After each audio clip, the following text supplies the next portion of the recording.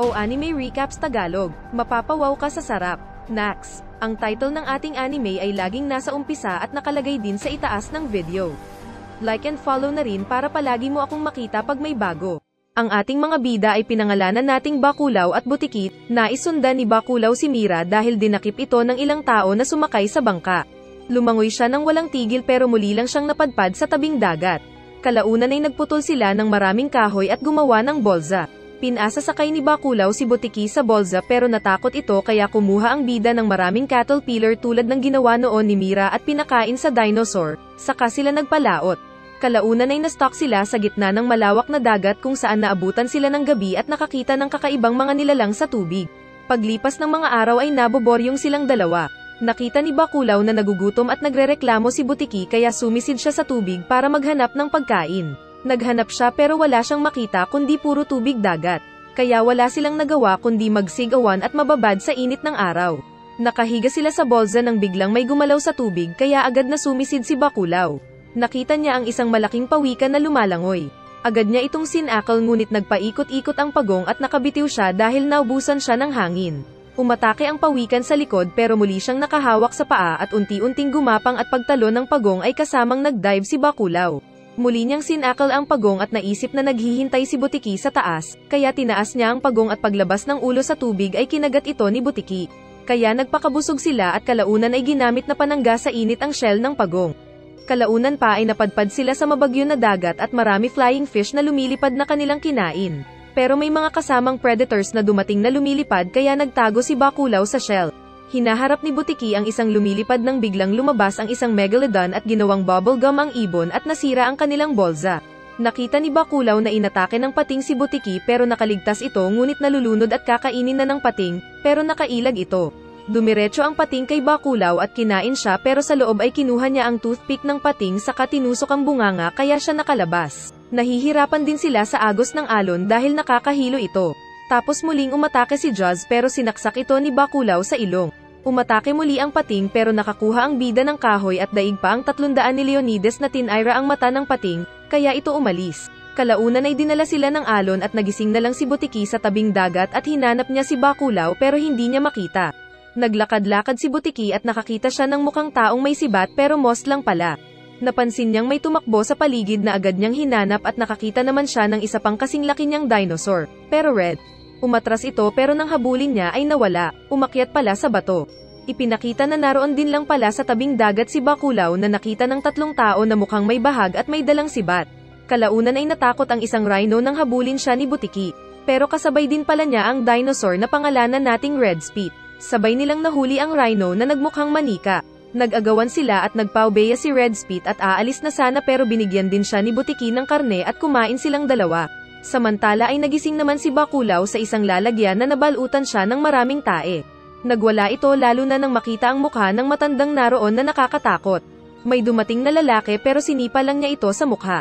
Pero nagulat siya paglabas dahil maraming tao doon at mayroong mga bata at babae. Dahil sa panggugulo ay hinabol siya ng mga matsyong lalaki na may mga tato ang katawan. Nang matamaan ng sibat sa balikat si Bakulaw ay lumaban siya at naagaw ang sibat ng isang lalaki. Pero sa isang dead end ay napilitan siyang magwala gamit ang sibat. Pero dumating si William Wallace at inawat ang mga kasama at pinakalma si Bakulaw. Nagbigay ito ng tubig para inumin ni Bakulaw. Pagkatapos ay nagbigay pa ito ng kamote at ngumiti kaya ngumiti din si Bakulaw. Saka bumalik sila sa matanda para magamot ang kanyang na-fracture na balikat. Binalutan ito ng tae at para hindi niya ito maamoy ay pinatulog siya ng matanda gamit ang blue powder. Samantala ay naging friends naman sina Butiki at Red Spit at nakakita sila ng puno na parang ubas. Kinain nila ang mga hinog na bunga at nang marami na silang nakain ay pareho silang nolising. Naalala ni Bakulaw si Butiki nang makakita siya ng isang asong kumakain ng karne na mabangis noong una. Pero kalaunan ay umamo dahil sa mukha ni Bakulaw at amoy tae niyang amoy kaya nagsalo silang kumain. Sa mga taong maamo ang aso dyan, totoo ba ito? Comment na kayo sa baba. Tinawag ni Red Spit si Butiki sa isang lugar kung saan nilagpasan nila ang ilang matutulis na bakod na naroon. Nakapunta sila ng village at nakakita ng 2 tao. Agad na inatake ni Red Spit ang mga tao at nang hinagisan siya ng sibat ng iba ay tinulungan ito ni Butiki. Saktong kagat niya ang isang tao nang lumabas si Bakulaw sa pinto kaya binitiwan ni Butiki ang kagat. Nakita ni Red Spit si Bakulaw at binalak itong kainin. Pero pinigilan siya ni Butiki. Dumating din ang ilang mga mandirigma na agad na pinigilan ni Baculaw para hindi nila patayin si Butiki. Sinubukang sakyan ni Baculaw si Butiki pero hinagis niya ang macho. Sinubukan ding atakehin ni Baculaw si Red Spit pero pinigilan naman siya ni Butiki. Kaso ay galit si Baculaw at inatake si Red Spit gamit ang sibat. Naglaban sila at natama ng bato si Butiki kaya nahilo. Nakagat ni Red Spit ang kamay ni Baculaw sa katinapon. Pero tinulungan siya ng mga mandirigma. Sumakay si Baculaw sa likod ni Red Spit at naibangga sila sa bahay ng matanda at sumabog ang pampatulog. Nagpatuloy pang naglaban ang dalawa at dahil tao si Baculaw ay mas malakas ang dinosaur. Nang kakainin na niya ito ay niligtas siya ni Butiki. Saka pinigilan si Red Spit. Pero nais pa rin kainin ni Red Spit si Baculaw kaya na double kick ito ni Butiki. Kaso ay natusok ito at namatay na kinalungkot ni Butiki. Gago kasi, kainin mo na lahat huwag lang tao.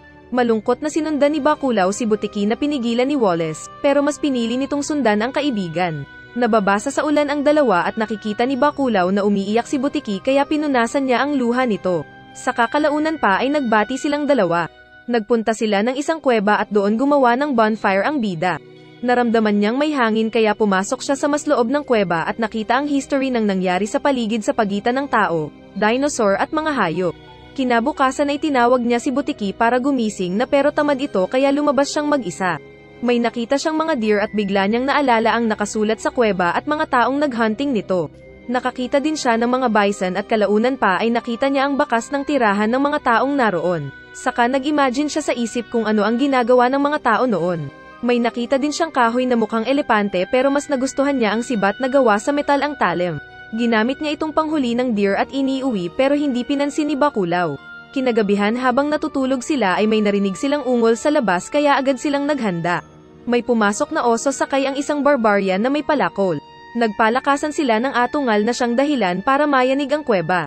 Umatras ang oso at lalaki kaya umatake sina Butiki at Baculaw.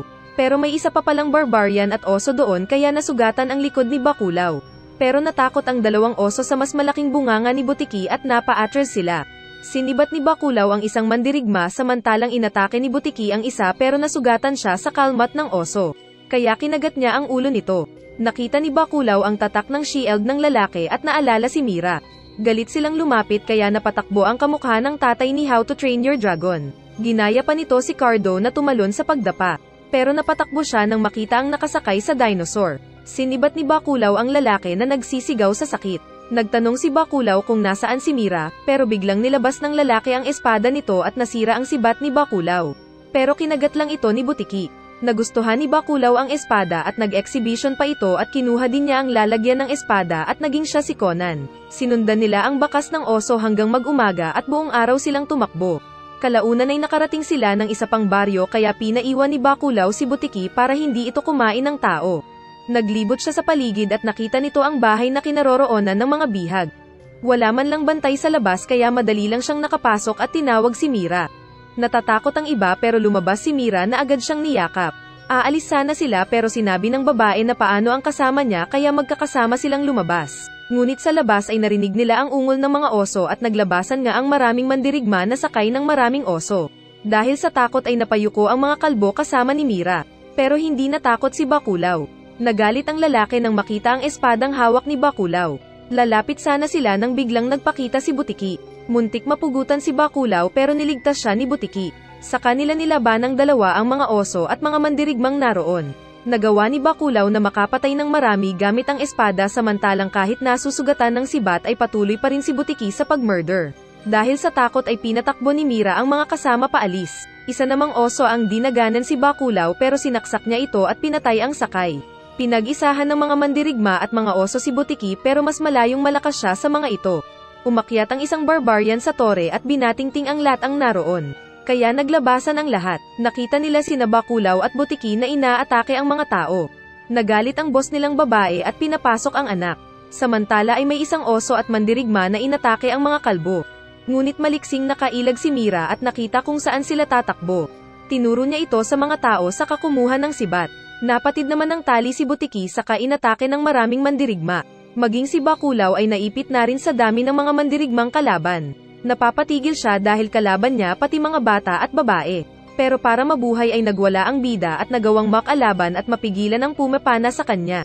Maging si Butiki ay buong bangis na sinira ang lugar at napigilan ang muntik niyang pagkahuli. Dumating naman ang boss na babae at nagawang mahagisan ng palakol ang paa ni Butiki. Saka inatake ito gamit ang sibat. Pero sinakmal siya ng dinosaur at binalibag hanggang madurog. Dahil sugod ng sugod ang bata ay naitapon ito ni Bakulaw kaya nabagok ang ulo. Dumating si Butiki kaya agad na sumakay si Bakulaw tapos dumating ang Red Mist kaya nakapagtago at nakatakbo sila. Pero sa daan ay pinapana sila ng sangkatutak na barbarian. Natama ng marami ang dalawang bida kaya sila nagalit at inubos ang lahat ng mga tao doon. Mandirigma, babae at bata. Gago kasi kayo eh. Mahilig sa gyera. Samantala ay dumating naman sina Legolas kasama ang matangkad na Gimli at may dala silang mga bihag. Nakakita sila ng dugo sa paligid na mga bakas pala ng umalis na mga bida. Agad silang nagpunta ng bayan at nakita ang kalunos-lunos na nangyari sa mga kasama. Kaya labis silang nagulat at napasuka pa si Longhair. Hinanap ni Gimli ang asawa at nakita itong kasama sa mga nakarne kaya napaiyak. Gago ka pala eh, ginagawa mo sa ibang bayan yan tapos kapag sayo ginawa saka ka naiiyak. Maging si Legolas ay naiyak din dahil sa patay na bata. Nilibing nila ang iba saka sinelyuhan ng bato saka pinatakas ang mga bilanggo. Huli na ang lahat, saka pinasakay nila ng bangka ang patay na bangkay para sunugin. Papanain sana ni Gimli ang bangka pero sinabi ni Legolas na siya na lang dahil expert siya dito. Saka nila sinunog ang bangka. Saka sinuot nila ang kanilang mga armor at naglayag para hanapin ang bida. May kaunting patalastas muna tayo. Pinakita naman sina Charles Darwin kasama ng iba pang high class at mataas ang pinag-aralan ng mga tao. Pinatawag pala sila ni Charles para pag-usapan ang tungkol sa teorya nito umano tungkol sa pinagmula ng lolo mo na unggoy. Dahil nagmula daw ang lolo mo sa savage ay babalik din ito sa pagiging savage kapag naipit ng self-survival. Kaso ay pinagtatawanan siya ng mga kasamang naroon. Dumating si Sinigata at sinabi nitong may nakawalang baliw na mula sa asylum. Pero tinuro ni Darlington na may-ari ng bahay si Charles dahil baliw daw ito, saka sila tumawa. Pag-alis ng pulis ay may narinig silang nahulog sa itaas kaya tinignan ito ng butler. Kaso ay muling may narinig silang ingay. Nakita ni Lolo KFC na may nahulog sa iniinom na alak. Nagulat sila dahil dugo pala itong nagmumula sa taas. Umakyat sina Darlington, Charles at kamukha ni Juan Luna. Ngunit nagulat sila dahil nakita nila ang baliw na kinakain ang bangkay ng katulong.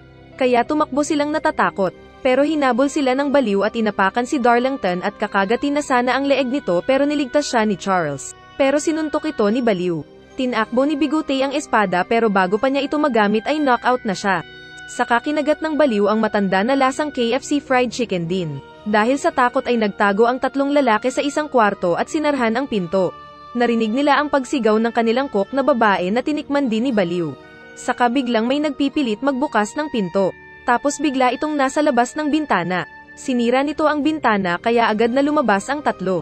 Hinabol sila ng baliw na kalbo hanggang makarating sila sa isa pang kwarto na puno ng armas. Nahuli ng baliw si Charles at sinasakal samantalang nakakuha ng baril si Darlington. Sinabi ni Charles na barilin niya sa kanya pinaputukan ang baliw na parang ninja na naiwasan ang bala.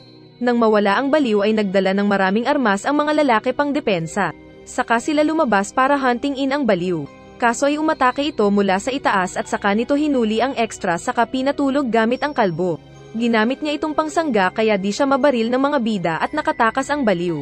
Na-corner nila sa malawak na kwarto ang baliw na naglambitin sa taas, saka sila binugbog. Natamba ang mga bida at nabitawan ang mga armas kaya napilitang lumaban ng santukan si Darlington. Dati pala itong boxing champion kaya nasuntok-suntok nito ang baliw.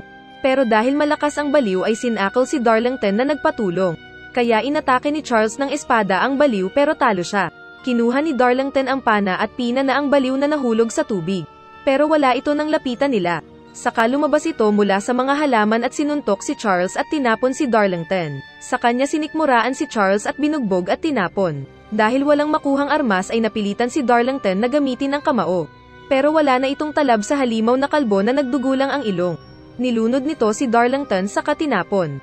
Nakita nitong mas malusog si Charles kaya ito ang nilapitan niya at hinubad at kinagat. Nakatayo si Darlington at nabuhay ang pagka-savage nito na kumuha ng buto at pinalo ang baliw. May natumbang puno kaya nakakuha siya ng sibat at tinanggal ang damit at nag-astang savage. Sa kanya inatake ang baliw at pinagsasaksak ng maraming beses. Sinaksak din niya ito sa leeg. At walang alinlangan na sinaksak ang ulo na animoy wild na tao. Kaya nang makabalik ito sa sarili ay biglang nasabi ni Charles ng masaya na tama ang hula niya. na bumabalik ang tao sa pagiging savage kapag nalalagay sa panganib. Balik tayo sa kwento. Sa sasakyan ay nagising si Baculaw at nasiyahan nang makita si Mira na ginagamot si Butiki. Kalaunan ay may naramdaman silang panganib kaya naghanda sila sa laban. Binangga sila ng bangka ni Gimli at Legolas at saka sila inatake sa bangka. Kinalaban ni Baculaw si Gimli, hawak ang palakol nito. Samantalang pinapana naman ni Legolas sina Butiki at Mira. Nag one-on-one match sina Baculaw at Gimli at mas magaling sa armas si Gimli. Ngunit gamit ang lakas ay natanggal ni Baculaw ang helmet ng balbas. Gamit ang panangga ay niligtas ni Mira si Butiki mula sa mga palaso. Nakita ni Gimli na inatake ni Butiki si Legolas kaya tinulungan niya ito. Nagtapon siya ng palakol kina Mira at Butiki. Natatangay ang bangka nila sa rumaragasang tubig kaya agad itong minaneho ni Mira. Samantala ay nakagat ni Butiki si Gimli na agad na tinulungan ni Legolas. Pero tinapon ito ng dinosaur sa tubig kaya mabilis ding lumangoy ang balbas para iligtas ang kasama. Nakita ng mga bida na mahuhulog sila sa talon pero mabilis nilang nagawa ng paraan para maitali ang barko. Biglang may naamoy si Butiki at nagtatakbo kaya agad siyang hinabol ng dalawa. Hindi ito mapakali na nag-ikot-ikot saka naghukay sa lupa at gumawa ng pugad. Kaya naisip ni Baculaw na may nangyari pala kina Butiki at Red Spit nang malasing sila ng prutas. Kaya nagsaya din ito at niyakap ang dinosaur at nag-ipon ng dahon. Samantala ay nailigtas ni Gimli si Legolas at naayos ang sugat nito. Kalaunan ay nagulat siya nang makita ang may sungay na lumabas sa apoy. Nabangungot pala siya, kumuha ng pagkain ng anak at kinain nila ito. Samantala ay tumain ng 3 itlog si Butiki kaya masayang-masaya si Baculaw na niyakap ang dinosaur. Pero tinapon siya nito nang binalak niyang hawakan ang itlog. Sa kabila ay umakyat ng mataas na bato ang mag-ama at mabilis na sinakyan ni Legolas ang isa. Samantalang pumasok naman si Gimli at tinalian ang isa, at nagsalubong sila sa hangin na nakontrol ang mga malalaking ibon. Nanghuli ng maraming isda si Baculaw at pinapakain kay Butiki, samantalang inaayos ni Mira ang barko. Ngunit dumating ang dalawang nakasakay sa ibon at inatake ang mga bida. Pina na ito ni Mira pero nadagat siya ng isa at inilipad sa itaas. Pinoprotektahan naman ni Butiki at Baculaw ang mga bagong itlog. Binato ni Baculaw si Gimli pero inatake ng ibon si Baculaw. Binalak namang ihulog ni Legolas si Mira sa mataas na bahagi.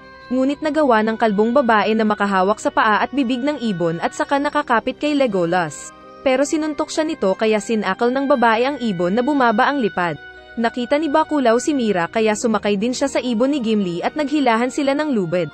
Sa itaas ay kinagat ni Legolas ang tali kaya nahulog si Mira.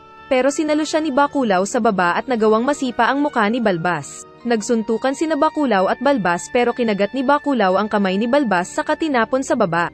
Naitapon si Balbas na parang comet pababa at nauntog pa ang ulo nito pero nabuhay pa rin. Sinipa ni Baculaw si Legolas na nahulog sa isang bato at kitang-kita ito lahat ni Balbas. Nang makitang patay na ang anak ay nagpatangay na rin ito sa tubig. Naipakitang namatay sa isang bato si Gimli at nagsibabaan ng 3 mga chicks para sunduin siya. Kaso ay mas listo ang mga demonyo na hinayla siya sa Hades. Nakita niya ang ibang dumating na diretso sa apoy, samantalang siya ay umakyat sa nakitang hagdan at nakita ang maitim na malaki ang sungay. Pinakita sa kanya ang bangkay ni Legolas na nasa Hades din. Saka pinakita ang mga bida, kaya yumuko si Gimli para magsilbi sa Diablo pero sinunog siya nito at ginawang golem. Samantala ay nababagot naman sina Mira at Baculaw dahil matagal mapisa ang itlog ni Butiki. Nang hindi na makapagtiis ay kumuha si Mira ng mga kagamitan at pagkain nila sa bangka. Naunawaan naman ito ni Baculaw kaya pinainan nila si Butiki na iwan ang mga itlog nito. Saka kinuha ni Baculaw ang mga itlog para ilagay sa bangka. Pero nahuli siya ni Butiki kaya binalik niya ang itlog. Kinuha ulit ni Mira ang isa at itinakbo at nilagay niya sa isa pang pugad sa bangka. Kaya naintindihan ni Butiki at dinala ang itlog sa bangka. Payapa silang umalis ng isla at nakapagpalaot. Sa gitna ng gabi ay nakatulog sina Baculaw at Mira. Samantalang nagising saglit si Butiki para magkamot. Pero hindi nila napansin ang malaking barko na paparating. Kinaumagahan ay nakalapit ang barko at inatake sila ng mga pirata. Mabilis namang nilagay ni Butiki ang mga itlog sa bunganga para protektahan ang mga ito. Samantalang nagpunta ng mataas na poster si Mira para magpana. Madaling natalo ng mga bida ang mga naunang umatake. Ngunit mula sa ikalawa ay lumabas ang malaking kalbo. Tinapak lang nito si Baculaw at parang tiniklang na inalis ang mga palaso sa katawan. Sinipa siya ni Butiki pero sinuntok nito ang dinosaur kaya lumipad ang mga itlog at nabasag ang isa na kinagalit ng 3. Inatake ni Butiki ang malaking kalbo pero malakas ito at nazakal ang dinosaur. Pinagtulungan siya ng 3 at natatalo sana ito pero kinuha ng babaeng boss ang itlog kaya napasuko ang mga bida at naging bilanggo. Dinala sila sa isang malaking barko at ginawang bilanggo sa mga seldang naroon. Nagwawala si Baculaw pero wala siyang magawa. Nakita niyang maging ang kalbong maskulado kanina ay bilanggo din lang doon. Napunta naman si Mira sa kinaroroonan ng mga bilanggong babae at naupo sa isang tabi. Kalaunan ay malungkot na nakatulog si Butiki, ngunit paggising niya ay tinutukan na siya ng mga tauhan ng babae. Kaya inatake niya ang mga ito at marami ang namatay. Ngunit dumating ang babae hawak ang itlog na astang babasagin ito. Kaya pinigilan ni Baculaw si Butiki na huwag magalit. Kaya napangiti na lang ang babae. Kalaunan pa ay nakita nilang nagliliparan ang pana sa labas. Saka nakahanda ang mga mandirigma para sumugod. Pagbukas ng pinto ay naglabasan ang mga kawal pero madaming namatay. Maging ang malaking kalbo ay lumabas din. Saka binigyan ng sibat si Baculaw at inutusan silang lumaban. Madaling natalo ng kalbo ang kalaban at nang tap-akan siya ng isang elepante ay tinulak lang niya ito na natamba. Nagpakitang gilas naman sina Baculaw at Butiki at marami silang kinatay na ginagawa lang ang tungkulin bilang kawal. Tinalo din nila ng mabilisan ang dalawang elepante. Nataman si Baculaw ng palaso mula sa mga archers sa taas kaya nagalit ang bida at walang hirap na inakyat ang palasyo at minassacre ang mga archers. Nakita ni Butiki ang mga kasamang nahihirapan na sirain ang pinto kaya tinulungan niya ito at nakapasok sila. Samantala ay lumabas si Golem mula sa ilalim ng lupa na nag-aapoy at umuusok pa. Naglalakad na polusyon, tapos nakakalakad pa daw siya sa tubig. Tagumpay na nasakop ng mananakop ang kahariang iyon at nasamsam ang marami nitong kayamanan. Nataman ng maraming palaso ang mga bida, pero hindi tinatabla ng palaso ang malaking tao na tawagin nating Big Show. Kalaunan ay pinapatay ng babae ang hari doon pagkatapos nitong makuha ang alagang pusa. Pinayagan din nito ang anak ni Big Show na mapuntahan ang ama. Kaya napagtanto ni Baculaw na magkapareho lang sila ng sitwasyon ni Big Show. Nais umatake ni Butiki pero pinigilan siya ni Baculaw dahil sa itlog nitong hawak ng boss na tawagin nating Patutot. Pinagpatuloy silang ginamit ni Patutot para makipaglaban sa maraming laban at palagi silang nasusugatan sa pag-uwi. Ngunit mas kawawa ang kanilang mga nakakalaban dahil palagi itong massacre. Mayroong Chinese Army, Crusaders, at Roman soldiers pero pareho ang resulta. May umatake din sa kanila na Greek warrior sa dagat at pinaputukan sila ng kanyan. Pero nang magsimulang magwalis ang mga bida kasama si Big Show ay natalo ang mga ito at naiwang nasusunog ang kanilang barko. Minsan ay pinagsayaw ni Patutot si Mira para panoorin ng nadakip na hari ng natalong kalaban. Pero hindi ito sumayaw kaya ang Patutot ang nagsayaw ng Lady Gaga dance at natulala ang bilanggo. Pero sinipa ito ng Patutot kaya nahulog na namatay. Kaya nang pinagsayaw nito si Mira ay napilitang sumayaw ang kalbo. Minsan ay dumaong sila sa lugar na payapa ang mga tao at naghanda ng mga pagkain bilang kanilang mga handog kay Patutot. Pero galit ang babae na sinabi kay Big Show na patayin ang mga tao. Pero kinuha ni Big Show ang mga prutas at isda at binigay kay Patutot. Pero sinabunutan ng babae ang anak ni Big Show kaya napilitan ng malaking tao na patayin lahat ng mga mapayapang tao doon. Sa kulungan ay naawa naman si Baculaw kay Big Show na lihim na umiiyak. Kaya nang may kawal na nagdala ng pagkain ay pinatulog niya ito at binuksan ang kulungan at sinubukang palayain si Big Kalbo. Pero ayaw nitong lumabas kaya kumuha si Baculaw ng sibat at umakyat sa labas. Narinig nito ang tugtugan sa trono ni Patutot kaya umakyat siya at nakita si Mira na nagsasayaw. Nakita rin niya ang itlog ni Butiki at anak ni Big Show sa tabi ni Patutot. May nakakitang babae sa kanya na sumigaw kaya siya nabisto pero inatake niya ang mga kawal at ang Patutot. Lumaban ang Patutot na magaling sa karate at jiu-jitsu. Pero sinamantala ni Mira na kunin ang bata at ang mga itlog na hindi pa daw napisa. Tumakas sila pero nakatawag ng mga kawal ang isang babae na sinalubong sila. Pero pinatay ito ni Baculaw at sa labas ay kinalaban pa niya ang mas maraming mga kawal. Biglang napisa ang itlog ni Butiki at lumabas ang mga sanggol na dinosaur na umiyak. Narinig ito ni Butiki at agad na lumabas ng kulungan kaya sumunod din si Big Show. Napalibutan ng maraming kawal ang mga bida nang lumabas si Butiki.